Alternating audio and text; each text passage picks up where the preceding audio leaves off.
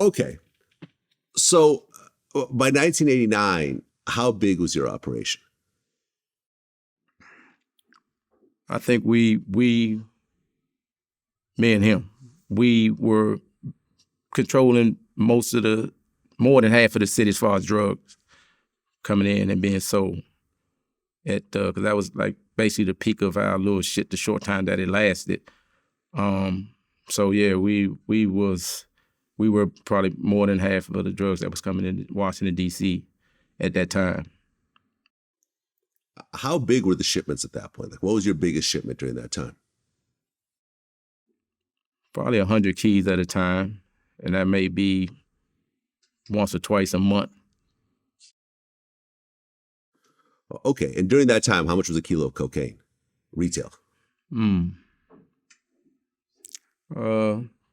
We would charge different prices depending on who the customer was, but easily 30,000 or more that we could get for one brick.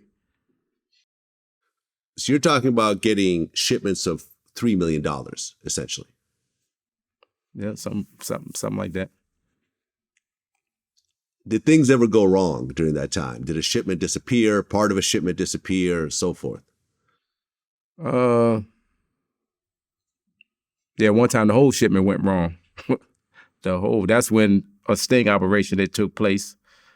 And yeah, we got fucked around. We wasn't there because it happened in California before it made it back. But yeah, the whole all the money or everything. Because the guy who was, I guess you say the middleman, he decided to deal with somebody else instead of the person that he normally got it from. And it was undercover police that the whole operation was a sting. And that was a big downfall to the whole situation. That was really it. But yeah. And was that 100 kilos that they caught? Yeah. Okay, so now you're out $3 million, essentially. Yeah. How do you explain it to the guys that sent it to you that this happened? No, that's the thing. Remember, I was just saying, the middleman dude didn't deal with the guy that we normally deal with. It was the undercover police that he dealt with. So it really never was 100 kilos that he was about to get. So we got fucked for the money and got fucked around. You know what I'm saying? So,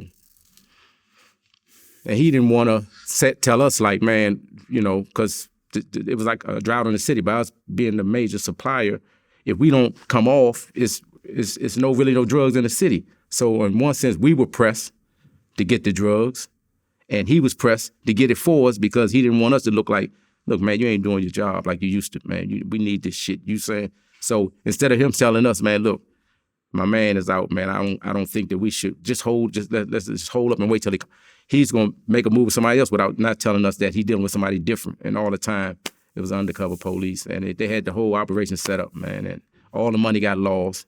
It was never gonna be no 100 keys that we normally was gonna get, which he thought it was. And also, there was the feds involved, and they kind of like knew that it was coming from us. So now this goes into the case just as if we were going to get the 100 keys. That's another. It built the whole case, man, and you know what I'm saying. That brought everything, down for the most part. Eventually, I mean, when that happened, did you say, maybe it's time for me to get out of this? I've had a good run. This is really bad on every level. Of course. Let me just stop, move somewhere else, maybe even move to a country where there might not be extradition. Yeah, that would have been the key right there, because it was already in motion right there. After that lick right there was already in motion. Little did we know as far as them coming to get us. And, when you're younger, you think to yourself, I wasn't there. I'm in Washington, D.C. He was in California. In your mind, they don't know that it came from us. It was, he lived in California, the middleman, I'm saying. So you like, we lost the money. Let's just keep doing whatever we're doing. But again, they can't connect us. So you're not really thinking that that's the end of the ball game.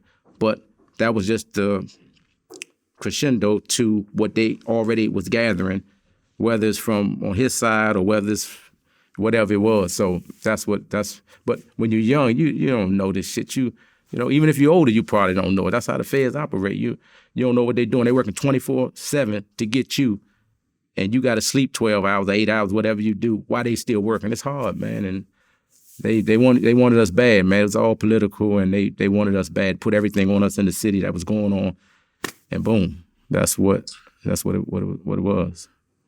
Well, the guy that got caught in the sting operation, did he cooperate against you? He didn't cooperate himself, but one of the guys that he had, it was just one of the guys who was moving the money with a few females who was taking the money, because you got to get the money from one point to the next point in order for the move to be made. That was all his job was supposed to be. The guy from D.C. who had the women who was flying the money out, oversee the women with the money, make sure the money gets to the middleman, and you go back to the hotel or you just get the fuck out of town. That's all your job is. But instead, me coming to find out later on, he wants to be on the scene when the buy is made. I'm talking about the guy who's moving the money. He wants to be on the scene when the buy is made. Some type of fantasy excitement that he wanted to feel by being a part of the buy going down. But little do he know again that it was a fucking sting operation. So now he caught up in it, and then that's another connection to DC, and then so he the one who wound up snitching and telling everything.